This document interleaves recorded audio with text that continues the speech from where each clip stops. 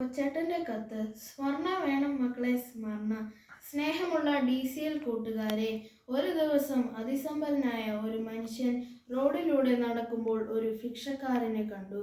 അടുത്തു ചെന്ന് അയാളോട് ചോദിച്ചു, നീ എങ്ങനെയാണ് ഒരു ഭിക്ഷക്കാരനായത്?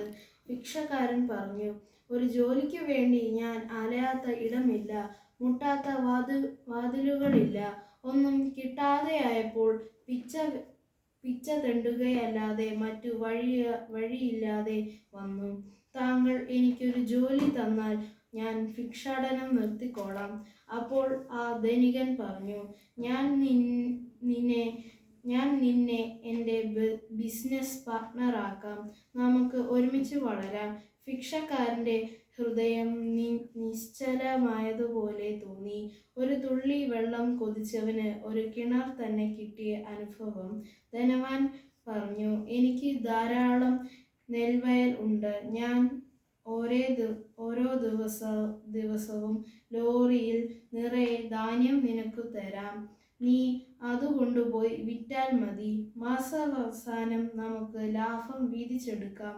ഭിക്ഷക്കാരൻ ആകാംക്ഷയോടെ ചോദിച്ചു, നിനക്ക് എത്ര ശതമാനം ലാഭവിഹിതമാണ്? അപ്പോഴും ധനവാൻ ഭിക്ഷക്കാരനെ ഞെട്ടിച്ചു. ഞാൻ 90% നിനക്ക് തരും. എനിക്ക് 10% മതി. ഭിക്ഷക്കാരൻ ആനന്ദത്തിരേകത്താൽ ധനവാന്റെ മുന്നിൽ മുട്ടുകുത്തി പാദം തൊട്ടുമുത്തി കരഞ്ഞു. ധനവാൻ പറഞ്ഞതുപോലെ തന്നെ ചെയ്തു. പിറ്റേ ദിവസം നല്ല വസ്ത്രങ്ങൾ വാങ്ങി നൽകി, ഒപ്പം ലോറി കണക്കിന് ധാന്യങ്ങളും. ഓരോ ദിവസവും കഴിയും തോറും ഭിക്ഷക്കാരൻ്റെ അവസ്ഥ മാറി വന്നു. അയാളുടെ പകൽ പണം കുന്നുകൂടി. അയാൾ ആഹ്ലാദ നൃത്തം ചവിട്ടി.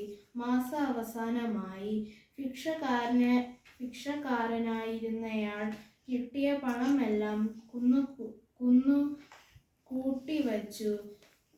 ധനവാൻ തൻ്റെ 10% വിഹിതം വാങ്ങി വന്നു.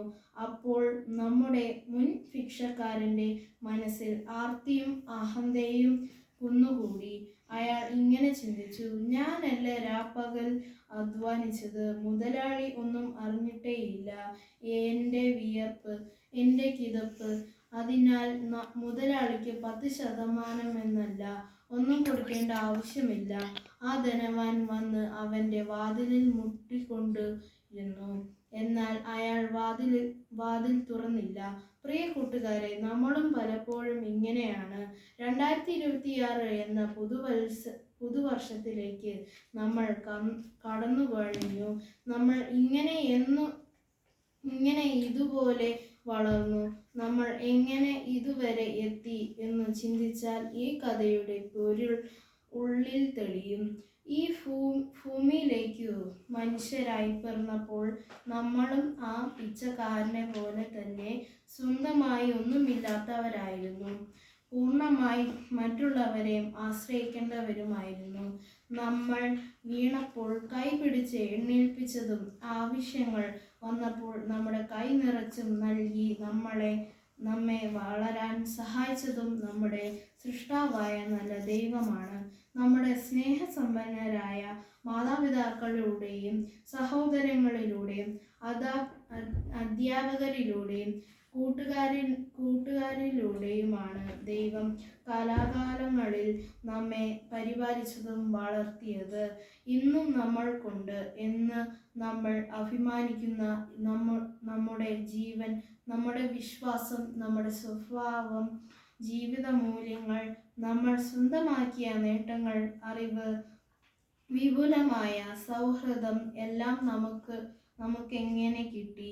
എല്ലാം നമ്മൾ ഉണ്ടാക്കിയതാണോ?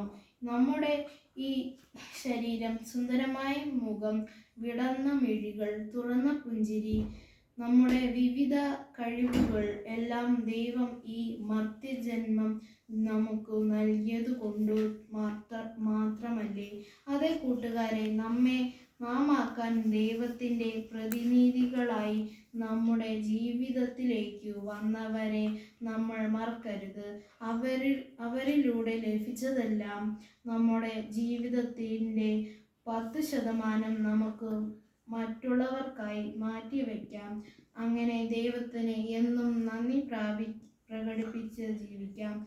ഏവർക്കും പുതുവത്സര ആശംസകൾ. സ്വന്തം കൊച്ചേട്ടൻ.